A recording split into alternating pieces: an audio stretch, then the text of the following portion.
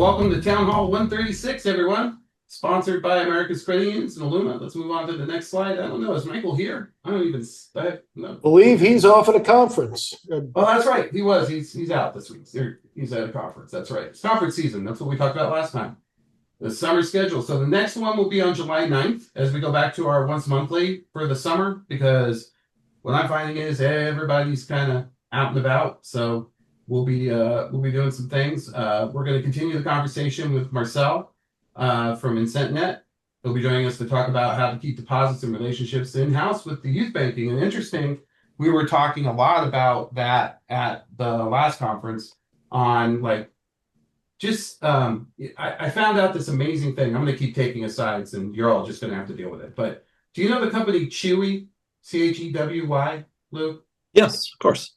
So they're a company that, pets, right? That's their thing. So I was talking about what we do for members when they die. And of course, there was nothing, right?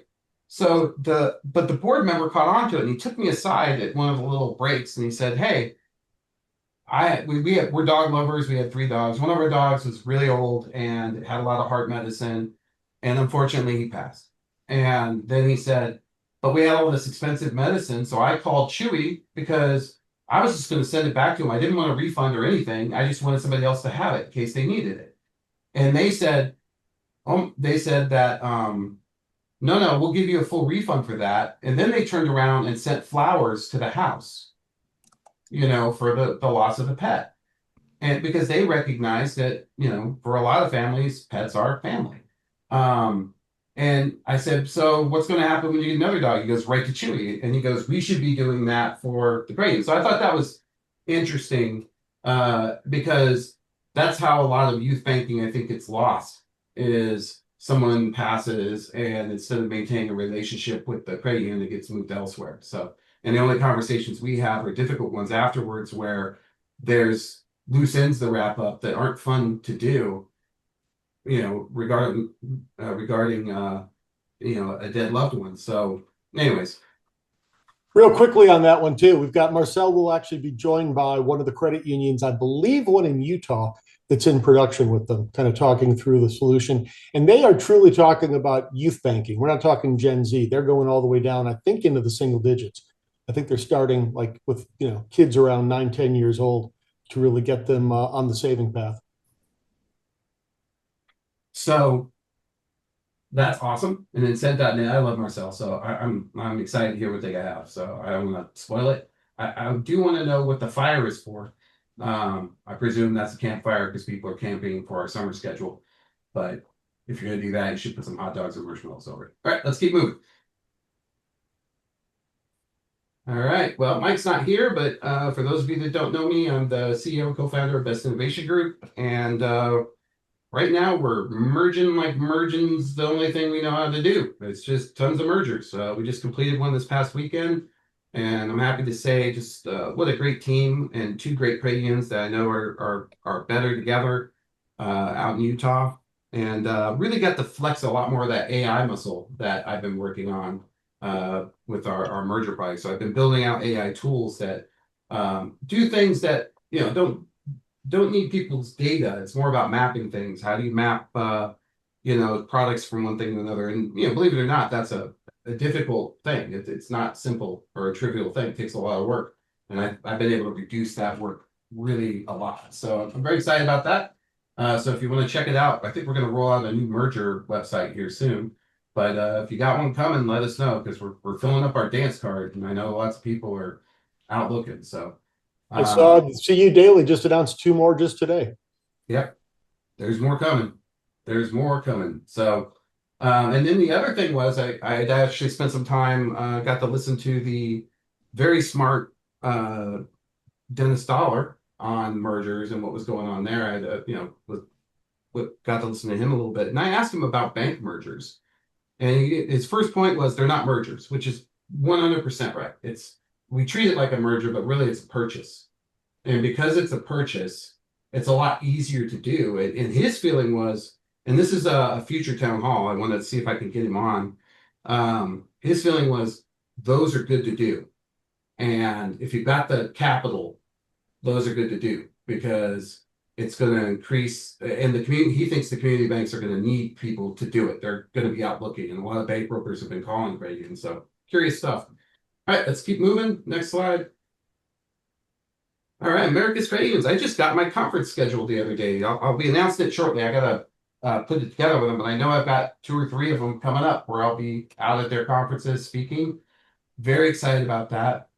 And then a really cool story about Aluma. I was talking to a credit union. Where was I? It was at some sort of event. But anyways, they were using Aluma, and they said that they got really hammered by a lot of fraud, and that Aluma was repelling most of it because it was all social, networking. It was all them trying to call into the call center. Couple that with the service. So for those of you that don't know what Aluma is, it listens in on your call center calls, and over time it picks up that, hey, John Best's voice is this, and it's sort of this transparent way of authenticating somebody for a call center rep, which can happen very quickly once they have enough samples of your voice. And what I love about Aluma, though, is he's not stopping there. He's spent a lot of time chasing down the deepfakes, which are going to become more and more viable for bad guys to use. And he's staying ahead of that. And on top of that, he's a QSO. Melinda's just, I can't say enough good stuff about Melinda. So, all right. So check out Luna Labs. I'm sure they'll be in the chat here shortly if they're not already. And don't forget, we got our Big Go thing. And Innovation Club. We're getting ready to come up on our next meeting. And oh my God, I got so much stuff to go over for these guys. We've been doing a bunch in between, but things are just getting more and more crazy over time. I was mentioning quantum earlier. I think quantum is now something that needs to be on your strategy as, if nothing else, to get experiential learning. A lot of really good discussions about some of the big movements in AI, the big one being MCP, Model Context Protocol, and that is taking off really fast. And just so everybody knows what that means, it's, I'll just show a quick thing of it here because it's so cool. So I'm going to take over here. I'm going to share my desktop, and this is just way cool. So it's deserving of showing you guys. So I'm going to go in here. Let me just shut this down.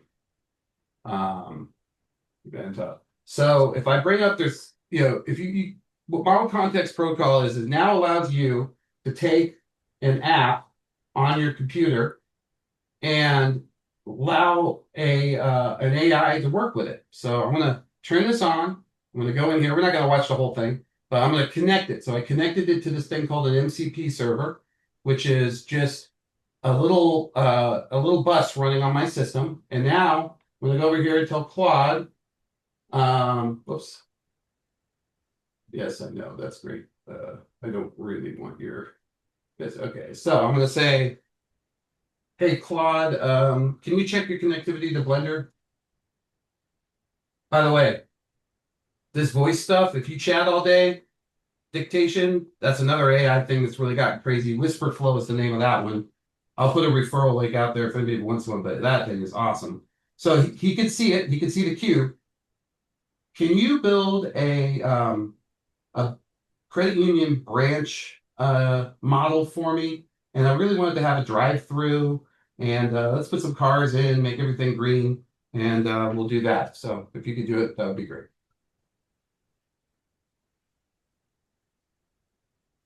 All right, I'm going to turn it loose. So just for a second, we'll watch it. So you're going to watch things just kind of go away. There's a block, hands-free, not me.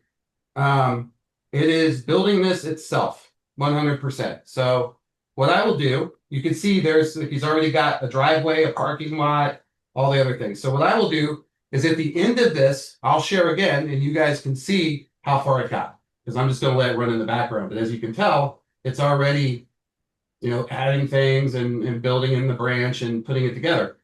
But for someone like me, I look at this and go, well, why can't I connect this to Quest on Scimitar or DNA or these other things? If it can do this, it can do that. And there's a lot more to it, but it's pretty cool stuff. All right, back to the screen share. I'll let this cook. It's like a cooking show. I put it in the oven, and then we come back at the end, and I pull it out and go, look, it's a souffle. So that's the kind of stuff we do in the Innovation Club. Pretty cool. Love to have you if you're interested. Sign up, find us. This is all you, Glenn. Well, we already had kind of a tentative yes on this one. The latest number we called was a major fintech IPO. We'll be talking about that as we get into the main topic as well. We'd already taken credit for this because eToro, which is kind of on the fringe of a fintech for our purposes, had gone public. But we now have one that I think absolutely without question is, which was Circle, and we'll be talking about that briefly. This is the stablecoin company, Circle spelled the good old school way, not the Circle fund that makes investments in QSOs. So that's the latest. And then another one that we haven't officially called, I feel like we're doing the election night now, but it looks extremely likely that it's going to be the case. State interchange battles grind along. We'll be talking about that too, but if you haven't seen the Illinois Interchange Fee Prohibition Act, the implementation date was supposed to go live on July 1. At the very end of their legislative session, they put a 1 year extension on that. So now it's been pushed to July of 2026. So I think that's definitely grinding along. The question is, did any of the other states that got inspired by them and looked into their own things? I don't think anybody else is moving any faster, especially given that the Illinois one is still tied up in court cases. So it seems like there's a lot of like watching and waiting. So I suspect we're going to call that number pretty soon too. So that's I think we can forward from there. I don't know, Jackie or Madison, if you're on, but I think a few people have 3 numbers at this point in a single row. No one is quite yet ready to call bingo, but there's a few other of these that may be coming up in the not too distant future. We'll see. Then one of those you just saw 10 acquisitions by credit unions of banks. That could be. I'm not sure how many we've had at this point. I know it's at least into the mid single digits, so that one may be coming up a little bit closer as well. The CFPB whiplash, wasn't there some decision that was just made that they don't think it's a good idea to push the NCOA into the Treasury? I haven't heard that officially, but it does seem like I think I've heard it unofficially, but kind of that idea has seems to have kind of gone away. But CFPB whiplash is definitely true because pretty much every regulation that was put in place in the last 6 months of the Biden administration has now been either suspended or reversed. So I think we can call that whiplash. We can call taking the CFP and B down off their building whiplash too, I think. And also the fact that their workforce is down pretty dramatically. And I think the ones that are left, a lot of them don't even have access to their email. So there's plenty there to still go through, but I think that one's a good call. Credit Card Competition Act, that might be another one. And that's, again, something else we'll talk about in just a second because I think once again, we've beaten back, at least in the very short term. There was talk that might get attached to another bill around the other things that are kind of must pass in Congress. Right now, it looks like that one's been kind of pushed off the table for at least the next week or so. I think we can move forward. I see we actually have somebody with 3, but they still have to get 2 more. And so we'll continue to be calling the numbers. But a lot of these are kind of built in such a way that they're not going to be known for certain until later in the year. So John, you and I started talking about this yesterday. I might as well turn my camera on, although my picture is pretty lousy here. But the biggest news I thought last week, and it has a lot of implications for lots of other things that are going on. If people weren't watching Circle, their IPO last week was crazy. They went public on Thursday. And John, you can maybe talk a little bit. This is the USDC coin, one of the stable coins out there that is fully backed by US currency, used to actually administer trades and get in and out of other cryptocurrencies, et cetera. This company's been around since, I believe it was 2013 or 2014. So they're no spring chicken. They've been doing this for some time. And they were looking before kind of the crypto winter, they were looking at going public. There was kind of a slowdown on public companies earlier this year because there was so much market volatility. It's kind of tricky to launch a new stock into a real choppy market. But they seem to have hit the timing pretty darn well because they originally went out to price their stock, kind of sell it to the other brokers and whatnot at a projected price of $27 or $28 a share. They found there was so much demand for it that when it actually went public, it was $31 a share is the way they've set their price. The stock didn't open on the first morning because there was so much demand for it. They couldn't come up with a price that would actually like clear the market. I think, John, what did we find? The first trade was actually like 58. I mean, Yeah, it almost doubled like right out of the gate. it immediately doubled. And it was just, there was so much, just to back up on what a stable coin is. I'm pretty Yeah. sure everybody knows by now, but just in case. A stable coin is, if you buy Bitcoin, Bitcoin is a volatile thing where when Bitcoin's a volatile thing that when you buy it, it could be this amount, and then later on when you sell it, it's this amount. You hope it's up, but it might be down. You just don't know.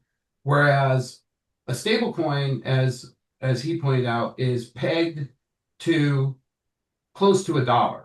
There's a little bit less than that sometimes. Usually it's like, I think USDC, sometimes I see it as like 99.999 cents or something. But it's pennies they're fractions of pennies, that's the difference. What you use it for is, just to be clear on that, just to be clear on that too. I'm sorry, what? I think we lost Glenn. Yeah. So I'll keep going. So once you, oh, you're back, Glenn? Glenn, turn your video off. Yeah. Might have more bandwidth. To any currency. They can you hear me? All right, go ahead, Glenn, we can hear you. A little hazy. You can't hear me? Okay, I was just saying they offer stable coins based on yen, pounds, euro, etc. This is another example of the continued reliance of the world economic system on the US dollar. Despite the fact that these are all available, well over 90% of all transactions are done in US dollar-based stable coins. And there's no reason to think that's going to change. That was one of the things, I think it's in the Genius Act, that we're really, the Trump administration's pushing that this has to be dollar denominated. But it's kind of happening that way via the market anyway. Right. And so the purpose of it, let's say you wanted to divest your Bitcoin and invest it in another coin or Ethereum or something. There are some exchanges that'll let you do a direct transfer. In other words, you can use Bitcoin to buy Ethereum, but a lot of it, you convert it to USDC first, and then you can use that pretty much universally to buy other coins in Coinbase and some of those folks. But I thought it was interesting because, they have to have all of that, on site. They have to have $1 for every dollar. So that means that the treasury is, they're really kind of hooked to the T-bills. So as T-bills go, so will they. So if the Fed drops everything 0.25%, that will drop as well, So that's part of, my concern around how that got so high. But it is, USDC is very popular as a way to divest funds and to move them around and to keep the value when you go from one exchange to another. There's good purpose to a stable coin. So I can see why it went well. But the thing I'm curious about is, it feels to me like there's just a whole lot of jumping off points for that business. It could eventually become lending, because they're kind of doing that now, where let's say you want to buy something and you need to jump on it right now in order to get the value out of it. But you don't want to wait for the ACH of the 20 grand to hit over. So they've got things where you can wire them the 20, they'll float it and bring it over, because they do have a small float business too. But it's not enough, I think, to qualify this much of a jump. I think the fact that the administration is so crypto friendly, although we're getting this next one's going to be interesting, and then the one after that's going to be interesting as well. He's got a bunch of stuff here, but that's what I see. So I'll leave it at that, Glenn. But that's where my head is. And we did a full podcast on this, so if you're interested, I'm sure that'll be out next Tuesday. And Madison, I just forwarded you something. It was like kind of right on cue. I got a press release, Circle just went public. They can issue press releases before that too. But they just talked about a new partnership that they struck with Matera, which is another way to put a use case out there, which is beyond stablecoin, to put this to use into actual typical commerce type settings. So they're clearly already, pitching the idea that yes, this can be used in far more ways than just the standard crypto. But in general, the thing that I think of when I see the price go up is, and it's, by the way, it usually then you kind of see it settle down after a day or two. It's kind of stabilized, I guess you'd say, but it's now almost 4 times that original price. It's kind of stabilized in the 105, 110 range, which is pretty crazy. But that has a lot of positive implications for a lot of other things. I don't know if people are thinking of this as a stablecoin company, a crypto company, a fintech company, but you can just imagine all these other companies that have been looking to IPO are trying to, I think, rush to get them out right now. Last I heard, Chime may be going public tomorrow. And that will be very interesting because I've got to believe that, that's an even bigger household name. So it'll be very interesting to see how that one. I saw some talk that they're already seeing the same kind of a thing, that there's more demand than supply right now for the stock. So the question is, even with Circle, will their price come out early? X percentage of the stocks were, because Circle actually tried to do one of those SPACs. Remember the SPAC when that was popular at SPAK? Oh, that's right. They did. Raising money. What's that? I forgot about that, but you're right. Yeah. And I thought that Chime had considered that at one point, but I think you're right. I think you're right about that as well. I mean, to me, watch tomorrow, assuming the Chime does go out as planned, see what that stock does. But the more of these that happen, these are the quote unquote liquidity events that venture capitalists and other investors who have had their money. They've had lots of paper profits that have been kind of tied up because the money wasn't liquid. This finally makes it liquid, which means it's new money that can be thrown into the next venture. So this could be kind of the thing that frees up the purse strings that starts to get the next round of investments going in the next wave of fintechs. So I think that's going to be, because by definition, the people who invested in Circle and Chime were interested in fintech type technologies. So if they suddenly have a new balance sitting in their checkbook, that's the type of company they very well may look into investing in yet again in the next round. Now we know that the other side, CURQL, they've got a couple $100 million sitting around waiting to be invested too. So it's not like we're totally starved for money, but it'll be interesting.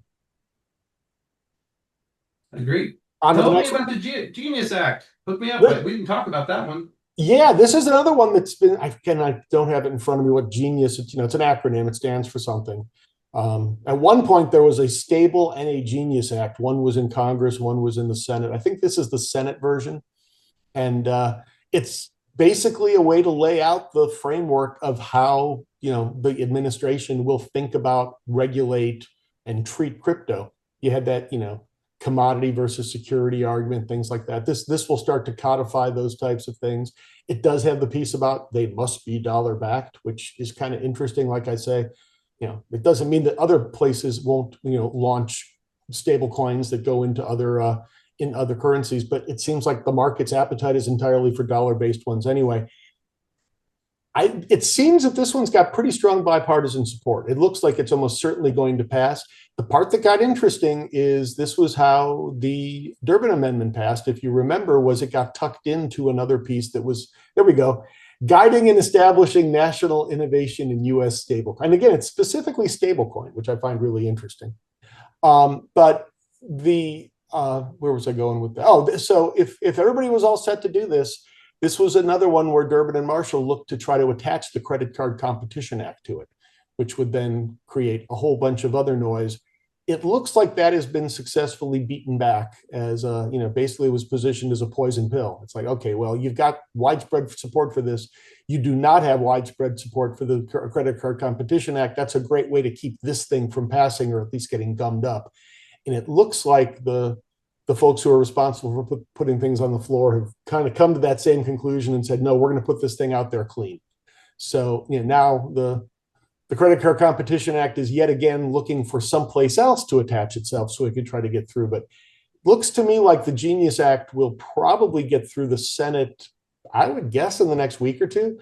It still leaves, and if they're the first mover, my guess is that the House will probably just go ahead and move on it. And like I say, it's not terribly controversial. It seems like it's got support on both sides of the aisle. So it'll clear up a lot of things. I mean, like a lot of these, it's not perfect, but it certainly is better than the lack of clarity that we have now. So I think it would also help to move things forward. And I think a lot of the markets pretty much assumed it's going to happen. So I don't think it would be a massive change. People are kind of starting to march on the assumption that this is the direction we're heading anyway.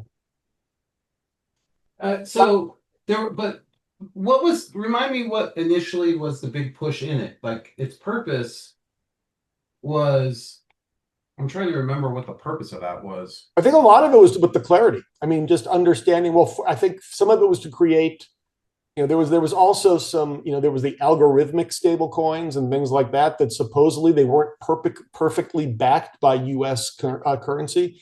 This was to make sure that the market didn't wind up getting tainted by some bad actors that didn't really have the backing, and then you wound up there. There were rumors for a while that Tether wasn't properly backed, and that caused some turmoil. So it does create an audit process to make sure that they really are truly backed. Yeah, it's like codifying a lot of things that like Coinbase is already doing, but you don't have to do it. But they kind of made them do it, like 100% reserve backing. You mentioned that, right? Audits, transparency audits. It's going to force them to do AML and OFAC, whatnot. So, yeah. And apparently there's a prohibition on issuers paying interest or yield on a stable coin, which I think that's good. Yeah, it's an interesting one. I mean, there's all kinds of ways around that, but it's probably not a bad idea. I mean, particularly if you want to still run things through the banking system. John, you and I talked about the Easter egg, the AI piece that's actually hidden in the House budget bill. And it looks like the Senate's already dealing with this one, but it'll be interesting to see, because if the Senate, any changes the Senate makes to the bill, obviously have to go back to the House to be reconciled and voted on again. But the interesting piece, and Lou, you and I were trading notes on this earlier. My approach to this has been entirely wearing my fintech hat. So I'm like, wow, AI and how it deals, how the regulatory aspects impact, financial technology. The real kind of outcry that happened around this piece that was tucked into the budget bill was more around healthcare, defense.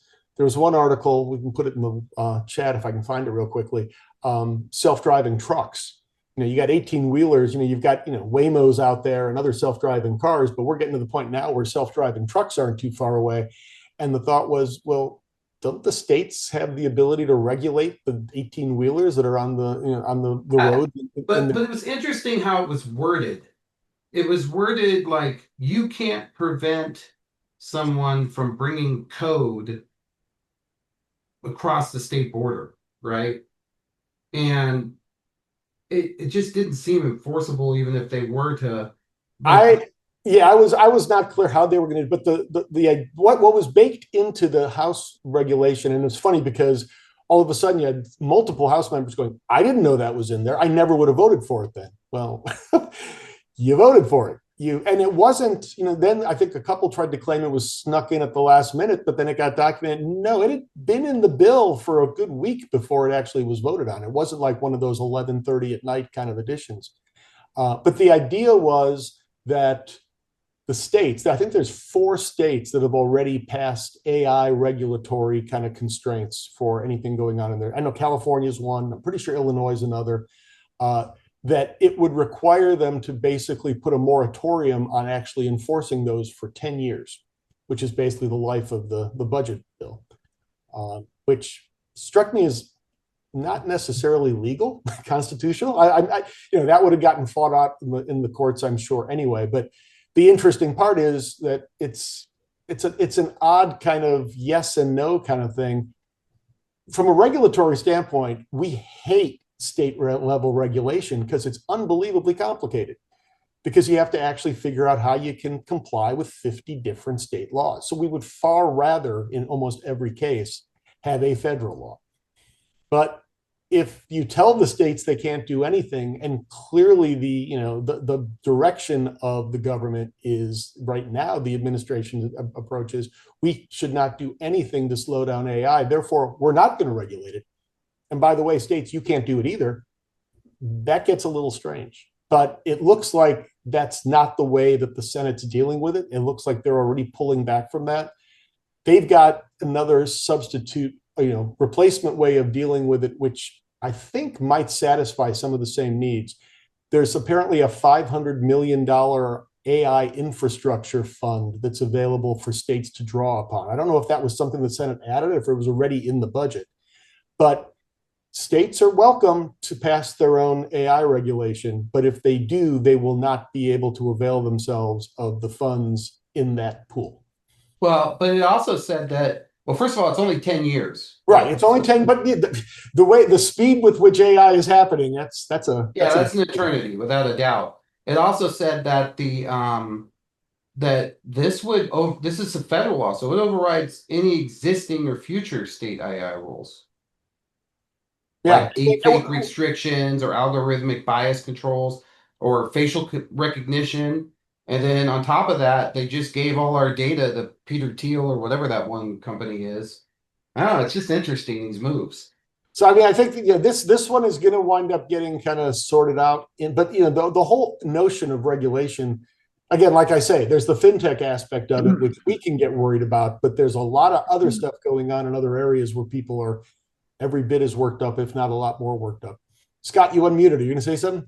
Yeah, I'm a big fan of Kim Ford's at Fiserv, who heads government relations. She is fantastic, and she is the most entertaining person ever to talk about these sorts of issues.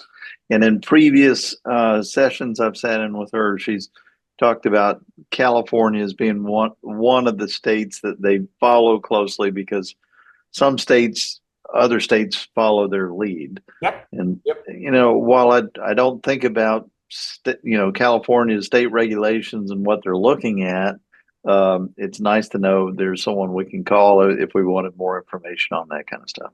And they were definitely further along than most, as they are on almost anything in the direction of being more kind of protective. They put up the hardest guardrails which is kind of ironic given that Silicon Valley's there too, in terms of some of the development that they'd obviously want to do. But the pendulum swings in both directions. And I'd be curious to hear where her stance is on this one. Yeah. Well, if you give me a little latitude here, maybe states can do things to help promote specific industries in those states. So Georgia, for example, where Glenn and I are, maybe there's things that the state legislation could do to help drive development or acceptance of certain technologies or business models. So it doesn't all have to be bad. I know there is an AI task force in place in the Georgia state legislature. I'm sure there are in many states, and it's run by a tech entrepreneur. He's the elected official who is the chair of that task force. So he clearly has a pro-business perspective that he's taking to it. Now, how that all ties into something like this, I don't know. Yeah, anybody else with thoughts on this one? And the other thing I would say is, you could say the same thing about state cannabis laws, and there's a federal mandate against it yet that's never been sort of dealt with. But maybe it's like that is what could be. Scott, I remember I'd love to talk to her. Maybe we can. Yeah, if Kim would ever come on, that'd be great. I think I'm going to be on a call with her in about 10 days, 2 weeks, something like that, and I can ask her. That'd be great. Yeah, you're right, John. I'm remembering. I forget the name of that law, but they basically had, before we had a little bit more clarity around cannabis and a lot of the state level. Yeah, it wasn't a law. It was like a letter, the Paul letter. Yeah, the something letter, but it was basically an interpretation saying, yeah, technically, this isn't legal, but we're not going to put any resources toward going after it. And basically, the folks who did get involved in cannabis were relying on that. And I know that a few credit unions talked about the fact that they had to have a contingency plan in place that basically said if that letter to be rescinded, they needed to have a plan of how they could basically wind down the business in 24, 48 hours notice. I don't think that with all the different state actions that have taken place since then, I doubt that's really necessary at this point, but who the heck knows? Agreed. Well, let's keep going. I mean, I think that certainly makes sense to me. Well, what is your take on that, John? I mean, you mentioned, and again, we talked about this on the podcast. It'll be going up on Tuesday. We just recorded yesterday, and you mentioned to me that your thoughts have kind of evolved around AI regulation. And again, it's a weird one, like you said, because A, is the genie out of the bottle, but B, what can you do anything, or is it work? And do you just throw your hands up and do nothing? I don't know. My take is that there's never been anything like what we're seeing right now. And what I mean by that is it's moving so fast. It has open source. Normally, something like this would have to be, there would be boundaries and natural restrictions that would prevent you from doing it. Like back in the day, like hey, nobody's going to make a bank because you need a data center and you need this and you need that and you need all these things, and it's a big hurdle to get over. This technology is evolving so quickly. I mean, we talked about DeepSeek, R1, which was earlier this year, that just blew everybody away, right? It totally turned the model on its head. There was just recently an article from Microsoft around a product called BitNet. It's not a product, it's a model. BitNet has figured out that they can make a model so small, but just as powerful as like the Llama model, which is Meta's model, and they can run on your phone. So we're still learning about this. The thing that I've come to the conclusion of is that first, I think that we figured out how to do this on accident, which is why we don't understand it completely. As we are coming to understand it more, which is happening rapidly, we're realizing that there's a lot of what we're doing that doesn't need to be done. In other words, there's a lot of fluff in the transformation and the creation process. And I think as they go along and they cut that out and the models get more refined and they become even more. So I'll give you the example that I was thinking about, and I'll leave it at this. So did everybody see that Ukraine attack that happened? The big one where they took out some of the Russian aircraft? Yes.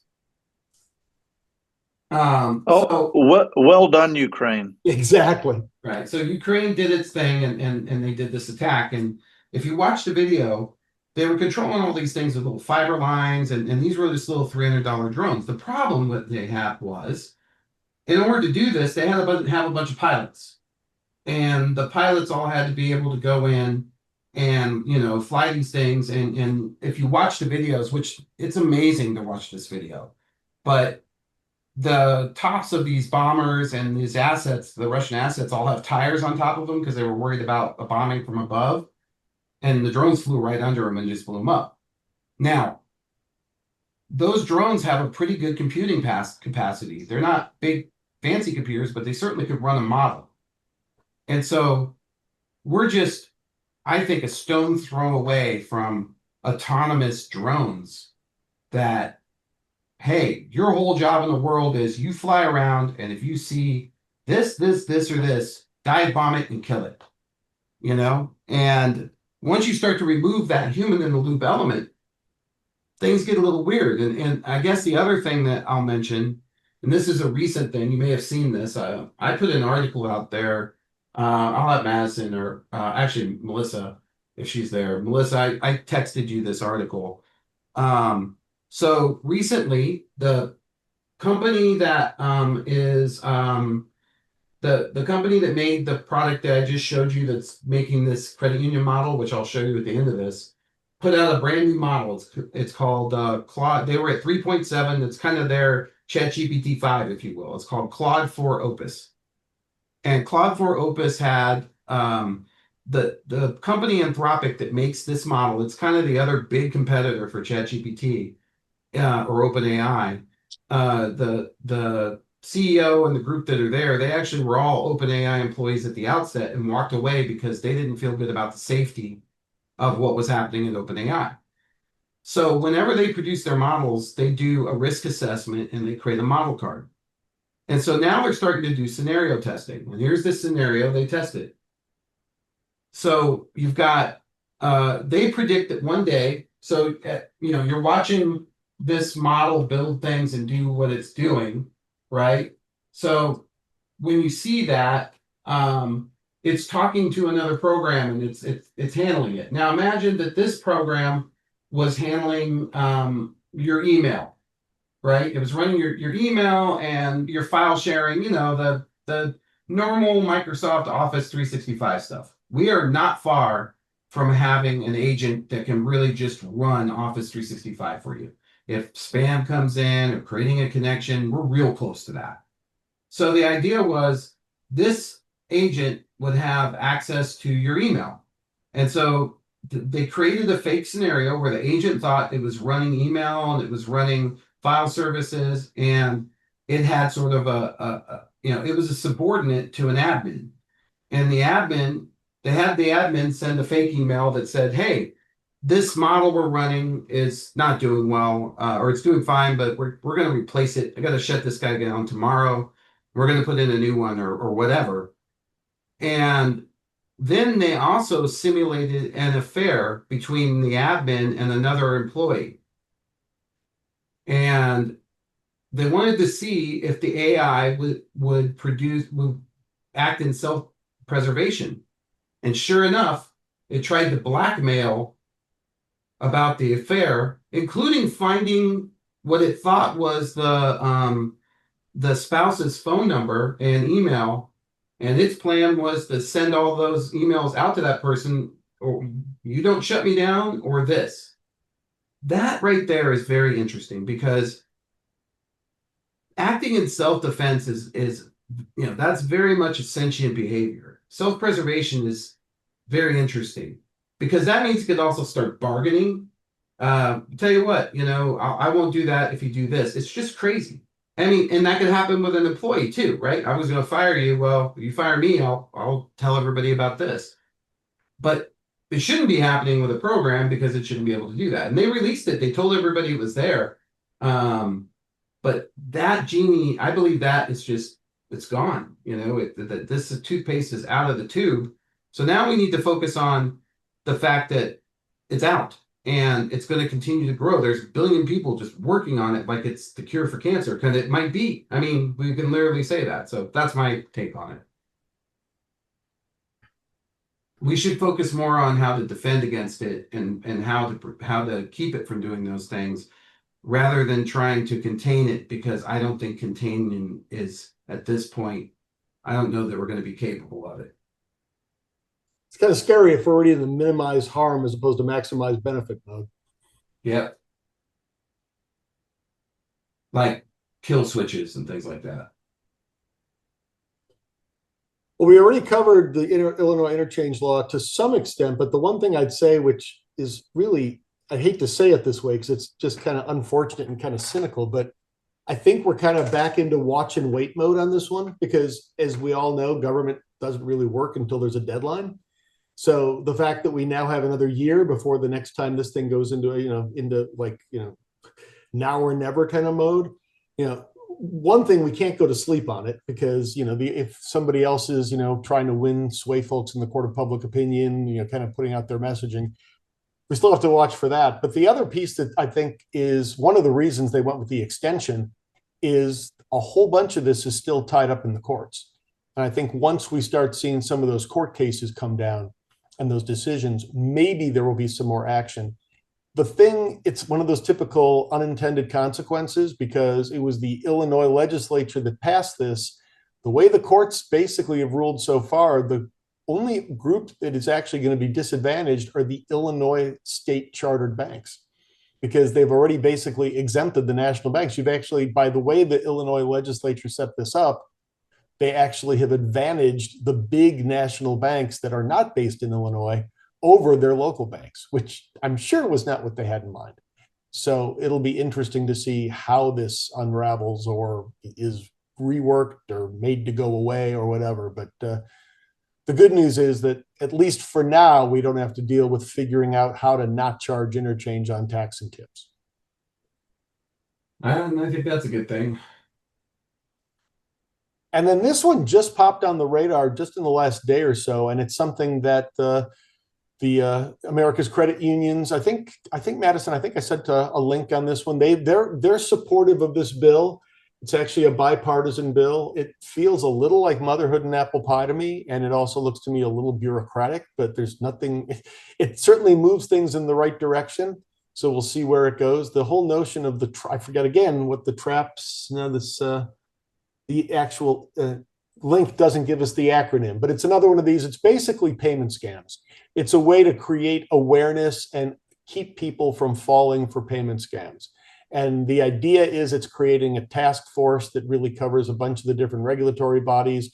A credit union representative is going to be out. They're going to have, it's a multifaceted task force that supposedly is going to come up with a way. This is something that I've been part of a few groups that have really been kind of preaching this gospel that if you're going to fight fraud, you've got to do it on a collaborative basis. So the one thing that I'd say is very good is you've got all the different players at the table. There is, as somebody said, fraud is not a competitive sport when it comes to, financial institutions one against the other. No one's going to win by being better and making somebody else look bad at fraud. So the better thing to do is make sure that none of us look bad at fraud, because it hurts the overall trust in financial institutions overall. So to the extent that this actually creates more momentum to work collaboratively, I think it's a great thing. I don't see a downside to it. Let's put it that way. But the link is there. You can at least find out a little bit more about it. It hasn't passed yet, but it sounds like one that probably wouldn't have too much trouble passing.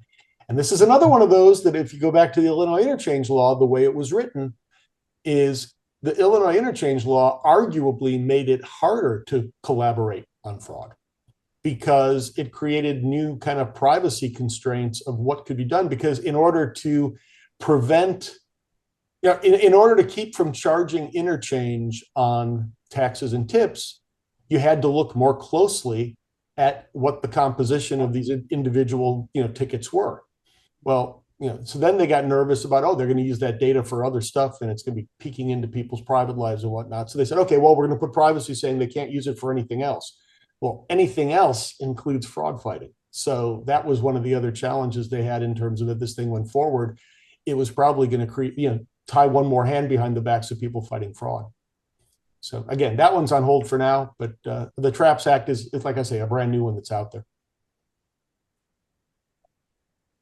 So does anybody have any comments on any of these? Because we're kind of getting towards the end here. I just wanted to see, Scott, I would love to interview your Fiserv person. That would be, or get them on, because particularly if she's very entertaining, that even sounds better. Oh my goodness, yes, she's great. Great. I have already shot her a note, and if I don't hear from her soon, I will at least be on a call with her before too long, and we'll see if we can't get her on.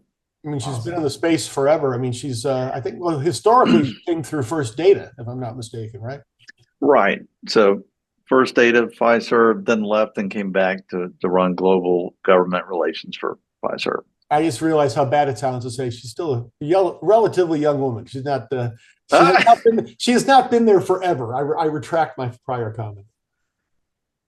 Well, I'll grab her LinkedIn profile and put it in the chat if you give me a moment. What are you doing? You're so mean. Okay. Would you say she was old? Is that what you said? Oh my God, Glenn, you're going to get us all. He said it, I didn't, but this is now going to be sitting out there on YouTube. Wonderful. Yep. My man Glenn can't keep us out of trouble. All right, so let me I'll go ahead and share this to show you. I did want to mention, have y'all been keeping up with the lawsuits against Fiserv, speaking of Fiserv, about data security? No. Okay. Well, I don't want to be seen as talking smack about any vendor, but it is a federal credit union filed a suit against Fiserv, and I will shoot you the PDF, and you can decide if it's something worth sharing. I don't want to share bad news, but I think it's an important thing to study when there is a dispute between a credit union and a solution provider. And if they can't work through it and it goes through the courts, then it's public information for all of us to consume. I totally agree. That's definitely worth looking at. And it is one single credit union. It's not a class action. It is one credit union. I shared it with one person who said that they had seen very similar suits from other customers. So It feels I'll like the send. kind of thing, if it affects one, it probably affects others. It feels like it would potentially fall into the class action category. Yeah. There we go. And again, let me put lots of footnotes on me talking about this stuff. Just because somebody creates a lawsuit against somebody else doesn't mean that anybody did anything wrong. Exactly. And Exactly. and so I'm not saying pro or for any position on this, but I do think it's important to study these things. Totally agree. And So here's what you're John's looking branch, right? at is the headquarters that was created by the AI in the Blender. And the way this works is that Blender, by the way, is used by like Pixar people, all kinds of things. I mean, this is like it's free, but it's kind of professional grade over the years because it's such an open source thing. And that's why I say some of this toothpaste can't be put in back in the tube, but it created lights, it created a parking lot, and I just gave it a simple prompt. It created a drive up. I don't know what these are, but it's got ATM up here. I noticed that. I didn't even notice that before. And if I wanted to, I could have it deck out the inside of the building and put textures on it, as you can see. So, it's if it can do this, imagine what it could do if it was connected to, your or a system, like they have it now. This is called MCP. It could connect to your email. You could connect it to all kinds of stuff. And because the thing is this thing's an expert in using Blender. But up until now, the way people have been using it is they'll ask it how to do something and then they'll go do it in Blender themselves. But now it can do it itself. And that is a key differentiator because it's able to see, and if you think about like the thing I was showing you where, you see me do it on this show where the ChatGPT module can sort of use the camera and recognize people and know who they are.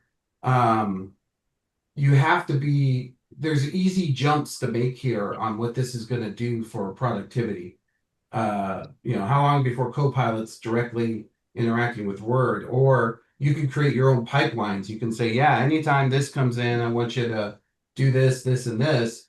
But the difference is that before we had those tools, and it was kind of all just sort of expert programming, and if anything fell out of it, it just didn't know what to do. But now it can handle those things. It can deal with it. Like, for instance, a minute ago, it decided it backed out of something. It started removing some of it had a bunch of cars in the parking lot and it removed them all. I guess it decided that, it didn't want those cars in there. And this is all it building it itself. Like, this is not something it created this from little blocks and it knew where to put them and how high to put them. And like a sculptor, it wasn't like there was one entity and it said, plop in an ATM. It said, okay, I'm going to make a block. It's going to be this big. I'll put the screen on it. I'll put what looks like a keyboard and these sorts of things. And here's some privacy stuff. And it's a walk up. It's just crazy. So, and you couldn't do this. Oh, I was going to show you too. I was looking at these guys. This guy did a really cool scene. So this one's only 22 seconds because he did it fast. So I'll show you this one. Hopefully you can see it, right? Yep. Why am I trying to paint on this? I don't want to paint on it. Sorry, I see the issue. It tried to annotate it. I don't want to annotate it. I just want to share it. Let me go back to it. Where did it go? Oh, it was here. Where did it go? How can it help you with all your windows? Actually, that's something you can do as well. I do that. There it is. Okay.